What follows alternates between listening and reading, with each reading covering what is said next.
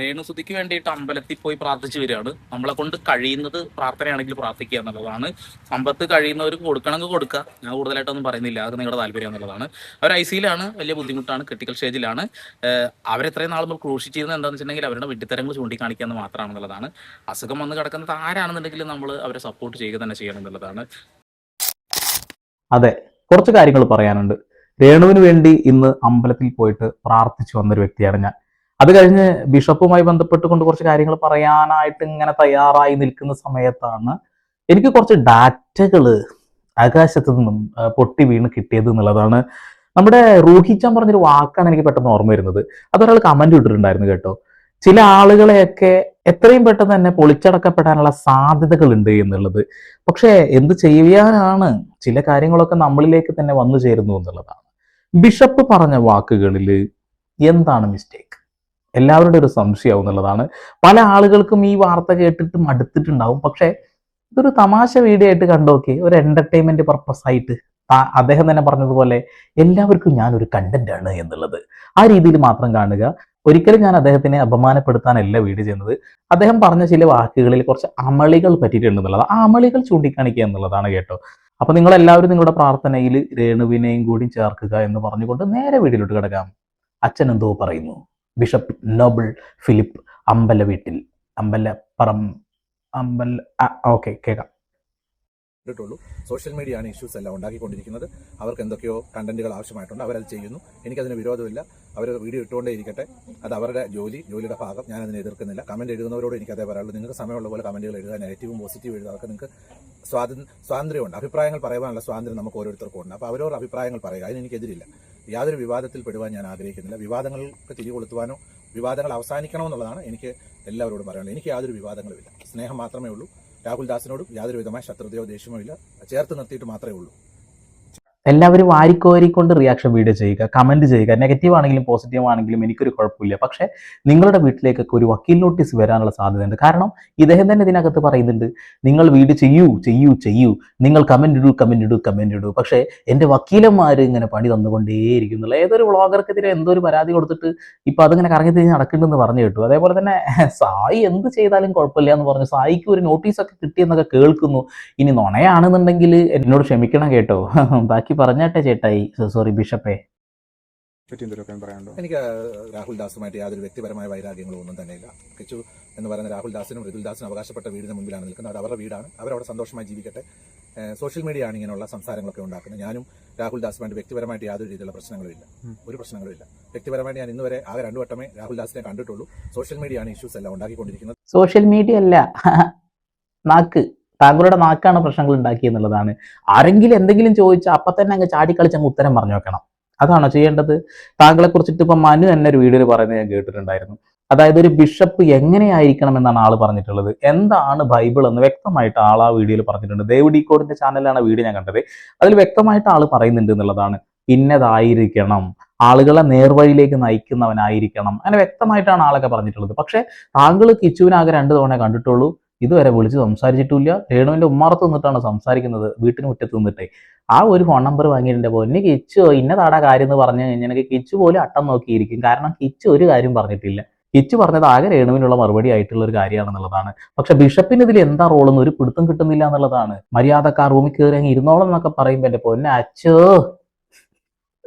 എന്താണ് എൻ്റെ ബിഷപ്പ് നോബിൾ സാറേ, താങ്കൾ എന്താണ് കാണിച്ചു കൂട്ടിയതെന്ന് താങ്കൾ ഒന്ന് പരിശോധിച്ചാൽ മനസ്സിലാവും. പക്ഷെ താങ്കൾക്ക് വൺ വേ ട്രാക്ക് ആണ് തോന്നുന്നു. അങ്ങോട്ട് മാത്രമേ ഉള്ളൂ, ഇങ്ങോട്ടില്ല. ആകാശവാണി തിരുവനന്തപുരം ഇപ്പോ കേട്ടത് ആ സാധനം മാത്രം, ഇങ്ങോട്ടില്ല അങ്ങോട്ട് മാത്രമേ ഉള്ളൂ എന്നുള്ളതാണ്. ബാക്കി ബ്ലാക്ക്മെയിൽ ചെയ്യുന്ന രീതിയിൽ പറയുകയാണ്, ഞങ്ങൾ ഈ വോയിസ് ഒക്കെ എടുത്ത് പുറത്തിടുക. ഞാൻ അവരോടായിട്ടാണ് പറയുന്നത്. അങ്ങനെ പറഞ്ഞ് എന്നെ ബ്ലാക്ക്മെയിൽ ചെയ്യാൻ നിൽക്കുന്ന ഒരു വിഭാഗം യൂട്യൂബേഴ്സ് പറയുകയാണ്, നിങ്ങൾ തീർച്ചയായിട്ടും അങ്ങനെയുള്ള വോയിസുകൾ റെക്കോർഡ് ചെയ്ത് വിടുമ്പോൾ എനിക്കറിയാവുന്ന ഒരുപാട് കാര്യങ്ങൾ, എനിക്കറിയാവുന്ന പല കാര്യങ്ങൾ ഞാൻ പബ്ലിക്കിനോട് വന്ന് കൃത്യമായിട്ട് പറയും. അതും തെളിവുകളോടുകൂടി തന്നെ. എന്റെ CC ക്യാമറയിൽ വന്ന തെളിവുകളുണ്ട് പല കാര്യങ്ങൾ. അത് വെച്ച് ഞാൻ പല കാര്യങ്ങൾ പറയാനിടയാകുമ്പോൾ പലർക്കും അത് മുറിവേൽക്കപ്പെടും. എനിക്കിപ്പോ അതിന് തുനിയേണ്ട ആവശ്യമില്ലെന്നോർത്ത് ഞാൻ സൗമ്യമായിട്ട് എന്റെ കാര്യം നോക്കി ഞാൻ മുൻപോട്ട് പോവുകയാണ്. ഇതേ സാധനം തന്നെയാണ് ചില ആളുകൾക്ക് പറയാനുള്ളത് എന്നുള്ളതാണ്. ചില കാര്യങ്ങൾ അധികം വൈകാതെ വിത്ത് എവിഡൻസ് എന്ന് പുറത്തു വിടും. താങ്കളും പുറത്തു വിടണം കുറച്ച് എവിഡൻസും കാര്യങ്ങളൊക്കെ, CCTV ക്യാമറ ഫുട്ടേജും മറ്റുള്ള കാര്യങ്ങളൊക്കെ വെച്ചുകൊണ്ട് താങ്കളും പുറത്തു വിടണം. പക്ഷെ അതിന്റെ കൂട്ടത്തിൽ കിച്ചുവിന് വലിച്ചു കീറാനൊക്കെയാണ് തയ്യാറാവുന്നത് വെച്ചിട്ടുണ്ടെങ്കിൽ താങ്കൾക്ക് നെഗറ്റീവ് മാത്രമേ ഉണ്ടാവുള്ളൂ കേട്ടോ, പോസിറ്റീവ് ആരും പറയില്ല.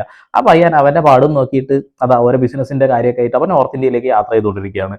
അവൻ അതും കഴിഞ്ഞ് തിരിച്ചു വന്നോട്ടെ. അവനൊരു പരാതി കൊടുത്തു കഴിഞ്ഞിട്ടുണ്ടെങ്കിൽ അച്ഛൻ എന്നല്ലേ പ്രശ്നം, ആ ചെക്ക 10-21 വയസ്സുള്ള ഒരു പയ്യനല്ലേ, അവനെ സോഷ്യൽ മീഡിയയിൽ ഇട്ട് ഇങ്ങനെ വലിച്ചു കീറാൻ ഇട്ട് കൊടുത്തു എന്ന് പറഞ്ഞു കഴിഞ്ഞാൽ വലിയ പ്രശ്നമല്ല എൻ്റെ അച്ഛൻ തന്നെ പറയുന്നത് താങ്കളുടെ കൂടെ നിയമപാലകരുണ്ട്, അതേപോലെ തന്നെ വക്കീലമാരുണ്ട് എന്നുള്ളതൊക്കെ. അപ്പൊ അവരോടൊന്നും ചോദിച്ചു നോക്ക്, ഞാൻ ഇങ്ങനെ ഒരു കാര്യം പറഞ്ഞിരുന്നു, അതെന്തെങ്കിലും കുഴപ്പമുണ്ടോ എന്നുള്ളത്. ഓക്കെ, അപ്പോ തെളിവുകളും കാര്യങ്ങളൊക്കെ പുറത്തു വിടാൻ നിൽക്കുകയാണെന്നുണ്ടെങ്കിൽ എന്തൊക്കെ പുറത്തു വിടാനുണ്ട് അറിയോ ഞങ്ങളുടെ കയ്യിലൊക്കെ? ഞങ്ങളുടെ കയ്യിലല്ല, എൻ്റെ കയ്യിൽ കുറച്ച് കാര്യങ്ങളൊക്കെ ഉണ്ട്, ബാക്കിയുള്ള ആളുകളുടെ കയ്യിലുണ്ടോ എന്ന് എനിക്കറിയില്ല. അതൊക്കെ വിത്ത് എവിഡൻസ് കയ്യിലുണ്ട്. പുറത്ത് വിട്ട് കഴിഞ്ഞിട്ടുണ്ടെങ്കിൽ ജനങ്ങൾക്ക് തന്നെ അത് ഗവൺമെന്റ് പോർട്ടൽ വഴി തരാന്നുള്ളതാണ്. ഒരു ചെറിയ നമ്പറാണ്, ആ നമ്പർ അടിച്ചു കൊടുത്താൽ തന്നെ എന്തൊക്കെ കാര്യങ്ങൾ കിട്ടും എന്നറിയോ? കൂടുതൽ ഡീറ്റെയിൽസ് കിട്ടട്ടെ, അത് കിട്ടിയതിന് ശേഷം ഞാനത് പുറത്ത് വിട്ടോളാം. സായി കൃഷ്ണനോട് എനിക്ക് പറയാനുള്ളത്, എന്റെ മുഖം അടിച്ചു പൊളിക്കണം എന്ന് നിങ്ങൾ പറഞ്ഞിട്ടുണ്ടെങ്കിൽ അത് ദൈവം നിങ്ങളോട് ക്ഷമിക്കട്ടെ. സർവശക്തനായ കർത്താവായ യേശു ക്രിസ്തു നിങ്ങളോട് ക്ഷമിക്കട്ടെ എന്ന് മാത്രമേ എനിക്ക് നിങ്ങളോട് പറയാനുള്ളൂ. എനിക്ക് നിങ്ങളോട് പകയില്ല, വൈരാഗ്യമില്ല, ദേഷ്യമില്ല ഒന്നും. പക്ഷേ നിങ്ങൾക്കത് പറയുവാനുള്ള ആ ചേതോവികാരം എന്ന് പറഞ്ഞു കഴിഞ്ഞാൽ, എന്നോട് ചോദിച്ച ചോദ്യങ്ങൾക്ക് ഉത്തരം ഞാൻ പറഞ്ഞപ്പോൾ നിങ്ങൾക്ക് അത് ഇഷ്ടപ്പെട്ടില്ല, ഉടനെ നിങ്ങൾ എന്നെ അടിക്കണമെന്ന് പറഞ്ഞിരിക്കുന്നു. അത് ചാട്ടവാറുകൊണ്ട് എന്നെ അടിക്കണമെന്നാണ് നിങ്ങൾ പറഞ്ഞിരിക്കുന്നത്. എന്റെ പൊന്നച്ചോ, താങ്കൾക്ക് അദ്ദേഹത്തിനോട് ഒരു ചേതോ വികാരമോ അല്ലെങ്കിൽ ഒരു വികാരമോ ഇല്ലെങ്കിൽ പിന്നെ താങ്കൾ ഇത് മറുപടി ഒന്നും കൊടുക്കേണ്ട കാര്യമില്ലായിരുന്നു എന്നുള്ളതാണ് ഒന്നാമത്തെ കാര്യം. താങ്കളെ ചാട്ടവാറ് കൊണ്ട് അടിക്കണം എന്ന് പറഞ്ഞപ്പോൾ താങ്കൾ പറഞ്ഞു ഞാൻ മുന്നിൽ വന്ന് നിന്നേരം നീ എന്നെ തല്ലിക്കോ, അല്ലെങ്കിൽ എൻ്റെ വീട്ടിലേക്ക് പോരെ എന്നെ തല്ലിക്കോ. താങ്കൾ എന്നെ പെർമിഷൻ കൊടുത്തിട്ട് താങ്കൾ എന്നെ പിന്നെ കേസുമായിട്ട് മുന്നോട്ട് പോവേ. വല്ലാത്തൊരു കോമഡി തന്നെ ഇപ്പൊ ഇത്. വലത്തെ കർണത്തെ അടിച്ചപ്പോ ഇടത്തെ കർണവും കൂടി കാണിച്ചു കൊടുത്തതുപോലെ താങ്കൾ തല്ലിച്ച തല്ലിക്കോ എന്നും പറയും. അവസാനം എനിക്ക് നിയമപാലകരുണ്ട്, എനിക്കിവിടെ കോടതിയും വക്കീലുണ്ട് എന്നൊക്കെ പറയുന്ന ഒരു അവസ്ഥ വല്ലാത്തൊരവസ്ഥയാണ്. താങ്കൾ തന്നെ പെർമിഷൻ ഗ്രാൻഡഡ് ആണ്, ഇതൊരു തെളിവാണെന്നുള്ള ബോധം താങ്കൾക്ക് വേണം കേട്ടോ. എന്നെ അങ്ങനെ അടിക്കുവാൻ നിങ്ങളുടെ മനസ്സിലെ ആ ഒരു എന്താണ് പറയേണ്ടത്, എനിക്ക് ഇത്രയും ഒരുപാട് ആരോഗ്യ പ്രശ്നങ്ങളുള്ളതാണ്. ബ്ലഡ് പ്രഷറിന് ഞാൻ വളരെ നീണ്ട വർഷക്കാലം 2 നേരം മെഡിസിൻ എടുക്കുന്നതാണ്. ഒരു പേഴ്സണൽ കാര്യങ്ങളല്ലാതെ എന്നെ മുറിവേൽപ്പിക്കുന്ന പല കാര്യങ്ങൾ ചോദ്യങ്ങളായിട്ട് പല യൂട്യൂബേഴ്സ് ഇന്റർവ്യൂ ചെയ്യാനോടെ വരുമ്പോൾ എനിക്ക് വേദനിക്കുന്ന കാര്യങ്ങൾ പറഞ്ഞ് ഞാൻ ഉച്ചത്തിൽ സംസാരിച്ചിട്ടുണ്ട്. എന്റെ വായടക്കണം, മിണ്ടാതിരിക്കണം, അതൊരു അഭിപ്രായ സ്വാതന്ത്ര്യത്തെ ഹനിക്കുന്നത് പോലാണ് എനിക്ക് മനസ്സിലാക്കുന്നത്. എന്നോട് ചോദിക്കണം, ഇപ്പൊ പല ആൾക്കാരും മൈക്കുമായിട്ട് സീക്രട്ട് ഏജന്റ് സായി അടുത്തേക്ക് ചോദിച്ചപ്പോഴാണല്ലോ അദ്ദേഹത്തിന്റെ അഭിപ്രായം പറഞ്ഞ് എന്റെ മുഖം അടിച്ച് പൊളിക്കണമെന്ന് പറഞ്ഞത്. എന്തെങ്കിലും ഞാൻ ഡൗൺലോഡ് ചെയ്ത് വെച്ചിട്ടുണ്ട്. അപ്പൊ എന്നോട് വന്ന് ചോദിച്ചാൽ ഇപ്പൊ നിങ്ങളോട് പറയാം, ഒരിക്കലും അദ്ദേഹത്തോട് എനിക്കൊരു പകയല്ല, ദേഷ്യമല്ല. അദ്ദേഹം ഇനി അഥവാ അടിക്കാൻ വരുന്നുണ്ടെങ്കിൽ എന്റെ വീട് ചങ്ങനാശ്ശേരിയിലാണ്, ഞാൻ ലൊക്കേഷൻ അയച്ചാൽ നേരിട്ട് വന്ന് എന്റെ മുഖം അടിച്ചു പൊളിച്ചോളൂ, ഒരു കുഴപ്പമില്ല, അതിനെനിക്ക് വിരോധമില്ല. എന്റെ പൊന്നച്ചോ, താങ്കൾ ഇനിയിപ്പോ കേസുമായി പോയി കഴിഞ്ഞാൽ ഈ ഒരൊറ്റ വീഡിയോ മാത്രം പോരെ, താങ്കൾ അടിച്ചോളാൻ പറഞ്ഞിട്ടുണ്ടായിരുന്നു, പിന്നെ ഇപ്പൊ എന്താ കുഴപ്പം? കോടതി തന്നെ ചോദിക്കും. അല്ല, താങ്കൾ ചാട്ടവാറിന് അടിക്കും എന്ന് പറഞ്ഞ വാക്കിനെയാണല്ലോ കേസ് കൊടുത്തിട്ടുള്ളത്. താങ്കൾ തന്നെ പറയുന്നു വന്നടിച്ചോ എന്നുള്ളത്. പിന്നെ ഇപ്പൊ എന്താണ് ഇതിലുള്ളത്? താങ്കൾ തന്നെ അങ്ങ് കുഴി വാരിക്കൊടുത്തിട്ട് താങ്കൾ തന്നെ അതിലേക്ക് ചാടിക്കടന്നിട്ട് ആരോ തള്ളിയിട്ടേ എന്ന് പറഞ്ഞിട്ട് ഒരു കാര്യമില്ല. ഇതിപ്പോ ഏതോ ഒരു വ്യക്തിയുടെ അവസ്ഥയാണ്, പുലി വരുന്നേ പുലി, അവസാനം പുലി വന്നപ്പോൾ ഒരു മനുഷ്യന് തിരിഞ്ഞു നോക്കാനില്ല എന്നുള്ളതാണ്. ആള് മനസ്സിലായില്ലേ? ഓക്കെ, എല്ലാവർക്കും വേണ്ടി എല്ലാവർക്കും പ്രാർത്ഥിക്കാം, അത്രേ പറയുന്നുള്ളൂ. വായടപ്പിക്കാൻ ശ്രമിക്കുമ്പോൾ എന്താവും, എനിക്ക് ഒരുപാട് കാര്യങ്ങൾ പറയേണ്ടതായിട്ട് വരും. എനിക്ക് അഭിപ്രായ സ്വാതന്ത്ര്യമുള്ള ഒരു രാജ്യത്താണ് ഞാൻ ജീവിക്കുന്നത്, ഞാൻ പറയും. അതിന് നിങ്ങൾ ഉടനെ എന്റെ വായടപ്പിക്കാൻ ശ്രമിച്ചിട്ട് നിങ്ങൾ ഒരു പ്രാവശ്യം ബിഷപ്പ് നോബൽ ഫിലിപ്പ് അങ്ങനെയാണ്, അടുത്ത 5 മാസം കഴിയുമ്പോൾ ബിഷപ്പ് നോബൽ ഫിലിപ്പ് മോശമാണ്, നിങ്ങളുടെ സർട്ടിഫിക്കറ്റ് എനിക്ക് വേണ്ട. ഞാൻ കാരണം നിങ്ങളുടെ യൂട്യൂബേഴ്സിന്റെ ചെലവിലല്ല ഞാൻ ജീവിക്കുന്നത്. നിങ്ങൾ എന്നെ എത്ര ഇകഴ്ത്തിയത് കൊണ്ടോ, നിങ്ങൾ എന്നെ എത്ര പുകഴ്ത്തിയത് കൊണ്ടോ എനിക്ക് 0 മാർക്കേ ഉള്ളൂ. നിങ്ങൾ എന്നെ പുകഴ്ത്തിയത് കൊണ്ടും എനിക്ക് പ്രയോജനമില്ല, നിങ്ങൾ എന്നെ ഇകഴ്ത്തിയത് കൊണ്ടും എനിക്ക് പ്രയോജനമില്ല. രണ്ടും എനിക്ക് 0 മാർക്കാം. നിങ്ങൾ ഇനി അടുത്ത ദിവസങ്ങളിൽ എന്നെ നെഗറ്റീവായിട്ട് തന്നെ വീഡിയോ ഇടണമെന്ന് ഞാൻ പറയും. ഇട്ടോളൂ, എത്ര നെഗറ്റീവ് ആയിട്ട് വീഡിയോ ഇട്ടോളൂ. ബിഷപ്പ് അങ്ങനെ ചെയ്തു, ബിഷപ്പ് ഇങ്ങനെ ചെയ്തു, ബിഷപ്പ് അങ്ങനെ പറഞ്ഞു, ബിഷപ്പ് ഇങ്ങനെ. നിങ്ങൾക്ക് അഭിപ്രായ സ്വാതന്ത്ര്യമുണ്ട് നിങ്ങളുടെ യൂട്യൂബ് ചാനലിൽ കൂടെ, നിങ്ങൾക്ക് ഇഷ്ടമുള്ള കണ്ടന്റിലൂടെ. പക്ഷേ എനിക്ക് പറയാനുള്ള കാര്യങ്ങൾ ഞാൻ പറയും. എന്നോട് എന്റെ വീട്ടിൽ വന്ന് ചോദിച്ചാൽ ഞാൻ ആൻസർ കൊടുക്കും. അത് നിങ്ങളെ പറ്റി അല്ലല്ലോ പറയുന്നത്, എന്നോട് ചോദിക്കുന്ന ചോദ്യങ്ങൾക്ക് ഉത്തരവ് പറയും. സായി കൃഷ്ണനെ പറ്റി ചോദിച്ചാൽ ഉത്തരവായി പറയും. എനിക്ക് സായി കൃഷ്ണനോട് പകയില്ല, ദേഷ്യമില്ല, പിണക്കമില്ല, യാതൊന്നുമില്ല. അദ്ദേഹത്തോട് എനിക്ക് ഒരു ബിഗ് ബോസ് സെലിബ്രിറ്റി എന്ന് അദ്ദേഹത്തെ ഞാൻ അറിയും. മാത്രമല്ല രേണു സുധി സുഖമില്ലാത്തപ്പോൾ അദ്ദേഹം ഇവിടെ വന്നിരുന്നു ഞാൻ കേട്ടു. അദ്ദേഹം എന്തോ സഹായം അവിടെ കൊടുത്തിട്ട് പോയെന്നൊക്കെ ഞാൻ കേട്ടു. അപ്പോഴൊക്കെ എനിക്ക് അദ്ദേഹത്തോട് തോന്നി എന്താണെന്ന്, അദ്ദേഹം അങ്ങനെയൊക്കെ കാര്യങ്ങൾ ചെയ്തല്ലോ എന്നുള്ള അഭിമാനമാക്കുന്നു. പക്ഷെ പിറ്റേ ആഴ്ച എന്നെ പറ്റി പറയുന്ന പോലെ അദ്ദേഹം പറയുകയാണ് എന്റെ മുഖം അടിച്ചു പൊളിക്കണം. അപ്പൊ നല്ലതെന്ന് നമ്മൾ ചിന്തിച്ച ഒരു വ്യക്തി ദിവസങ്ങൾക്കുള്ളിൽ എന്നെ പറ്റി തന്നെ പറയുന്നു എന്റെ മുഖം അടിച്ചു പൊളിക്കണമെന്ന്. കുഴപ്പമില്ല, സായികൃഷ്ണൻ എവിടെയെങ്കിലും വെച്ച് കാണുവാണെങ്കിൽ തീർച്ചയായിട്ടും ഞാൻ സായികൃഷ്ണയുടെ അടുത്ത് വന്ന് നിൽക്കും. തോന്നുവാണെങ്കിൽ എനിക്കൊരു അടി തന്നോളൂ, മുഖം അടിച്ച് പൊളിക്കണമെങ്കിൽ പൊളിച്ചോളൂ, അതിനെല്ലാം സ്വാതന്ത്ര്യമുണ്ട്. എന്റെ പൊന്നച്ചോ, ഈ ഒരൊറ്റ വീഡിയോയിൽ ഇത്ര നേരത്തിനിടയിൽ 5 തവണയാണ് താങ്കൾ അങ്ങോട്ടും ഇങ്ങോട്ടും മറുകണ്ഠം ചാടി സംസാരിച്ചിട്ടുള്ളത്. ഇങ്ങനെ മറുകണ്ഠം ചാടല്ല അച്ചോ. അച്ഛൻ തന്നെ തല്ലിക്കോളം പറയുന്നുണ്ട്. അതൊക്കെ കഴിഞ്ഞിട്ട് വലിയൊരു ട്വിസ്റ്റ് വീടിന്റെ അകത്ത് കിടക്കുന്നുണ്ട് എന്നുള്ളതാണ്. അതാണ് നിങ്ങൾ കാണേണ്ടത് എന്നുള്ളതാണ്. പിന്നെ അച്ഛൻ തന്നെ പറഞ്ഞു കുറെ തെളിവുകൾ എൻ്റെ കയ്യിലുണ്ട് എന്നുള്ളത്. തെളിവുകളൊക്കെ ഇഷ്ടം പോലെ പറഞ്ഞാൽ പെർഫെക്റ്റ് പറഞ്ഞാൽ ക്ലിസ്റ്റർ ക്ലിയർ ആയിട്ടുള്ള സാധനങ്ങൾ കയ്യിലുണ്ട്. അടുത്ത നീക്കുപോക്ക് എന്താണെന്ന് നോക്കിയിട്ട് ഞാനത് പുറത്തു വിടും, തീർച്ചയായിട്ടും പുറത്തു വിടും. കാരണം കുറേ കാര്യങ്ങൾ പറഞ്ഞിട്ട് ആ പയ്യനിപ്പോൾ ആകെ നെഗറ്റീവ് ആയിട്ടുണ്ട്. ഒരുപാട് അമ്മച്ചിമാർ ശപിച്ചുകൊണ്ടിരിക്കുന്നുണ്ട്, നമ്മളെ ശപിക്കുന്നുണ്ട് ഒരുപാട് ആളുകൾ. ഞാൻ പലപ്പോഴും പറയുന്നുണ്ട് രേണുവിന് വേണ്ടി പ്രാർത്ഥിക്കണം എന്നുള്ളത്. ഞാനത് കൂടി ചെയ്തിട്ട് വന്നൊരു മനുഷ്യനാണെന്നുള്ളതാണ്. അപ്പോൾ ഈ പ്യാക്കൊക്കെ കൊള്ളാൻ കാരണം താങ്കളും കൂടിയാണ് എന്നുള്ളതാണ്. അത് താങ്കൾ മനസ്സിലാക്കണം. താങ്കൾ എത്രമാത്രം സപ്പോർട്ട് ചെയ്ത് വീഡിയോ തരാൻ ആളാണെന്ന് അറിയാം. താങ്കളുമായി ബന്ധപ്പെട്ടുകൊണ്ട് ഒരു നെഗറ്റീവ് പോലും പറയാത്തൊരു വ്യക്തിയാണ്.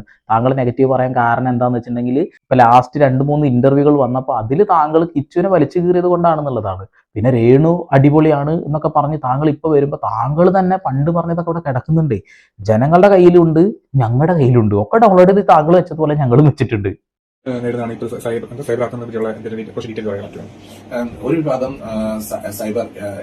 സൈബർ പോരാളികൾ അവര് കഴിഞ്ഞ 3 വർഷമായിട്ട് എന്നെ ഉപദ്രവിക്കുകയാണ്.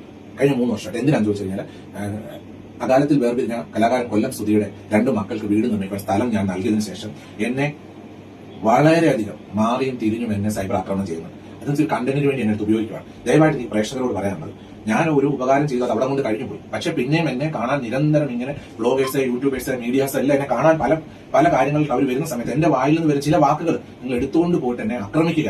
എന്ന് വെച്ചാൽ അവരവരുടെ ഇഷ്ടത്തിന് വേണ്ടി കട്ട് ആൻഡ് പേസ്റ്റ് ചെയ്തിട്ട് അവർ അതിനെ വെച്ച് വിമർശനങ്ങൾ നടത്തി വ്യൂവേഴ്സിനെ കൂട്ടി അവർക്ക് അതിനുവേണ്ടി ഒരു വരുമാനം സൃഷ്ടിക്കാൻ എന്നെ ഉപയോഗിക്കുകയാണ് ചെയ്തത്. അതുകൊണ്ട് എനിക്ക് അവരോട് പറയാനുള്ളത്, ഞാനിപ്പം ഒരു ബ്ലോഗർക്കെതിരെ ഒരു കോടതിയിൽ പോയി ഒരു കേസായിട്ടുണ്ട്. മുഖ്യമന്ത്രിക്ക് നൽകിയ പരാതിയിൽ ബഹുമാനപ്പെട്ട തൃക്കൊടിത്താനം പോലീസ് കേസെടുത്തു. ആ കേസ് കോടതിയിൽ നിൽക്കുകയാണ്. എന്നെ സംബന്ധിച്ച് എനിക്ക് അഡ്വക്കേറ്റ്സ് ഉണ്ട്. എനിക്കൊരു പ്രയാസം നേരിട്ട് അഡ്വക്കേറ്റ്സ് തീർച്ചയായിട്ടും അതനുസരിച്ചുള്ള നിയമകാര്യങ്ങളോട് ഒരു മുൻപോട്ട് പോയിക്കോളും. അപ്പം ഞാൻ നിങ്ങളോട് അങ്ങോട്ടൊന്നിനും വരുന്നില്ല.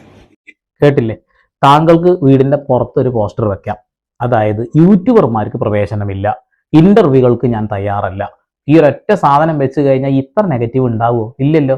പിന്നെ താങ്കൾ ഇത്രയും നേരം പറഞ്ഞ ആ ഒരു വാക്കുണ്ടല്ലോ, എന്ത് വേണമെങ്കിലും പറഞ്ഞോ, പക്ഷെ എനിക്ക് വക്കീലുണ്ട് എന്നുള്ളത്. ഇഷ്ടമാർപ്പെടാർ എന്തൊരു നിലപാടാണേ. നിങ്ങൾ നിങ്ങളുടെ കാര്യം നോക്കുന്ന പോലെ എന്നെ വെറുതെ വിടും. നിങ്ങൾ ഇനി എന്നെ വെറുതെ വിടും. ഞാൻ എന്നോട് ചോദിച്ച ചോദ്യങ്ങൾക്ക് ഉത്തരം ഞാൻ കൊടുത്തു. രേണു സുധിയുമായി സോഷ്യൽ മീഡിയയിൽ പ്രശ്നങ്ങളുണ്ടായിരുന്നു. രേണു സുധി എന്റെ വീട്ടിൽ വന്നു, എന്നോട് സ്റ്റോറി പറഞ്ഞു. അതിനുശേഷം അവർ വീട്ടിൽ അവർ പ്രാർത്ഥിക്കാൻ ക്ഷണിച്ചു. ഞാൻ പോയി പ്രാർത്ഥിച്ചു.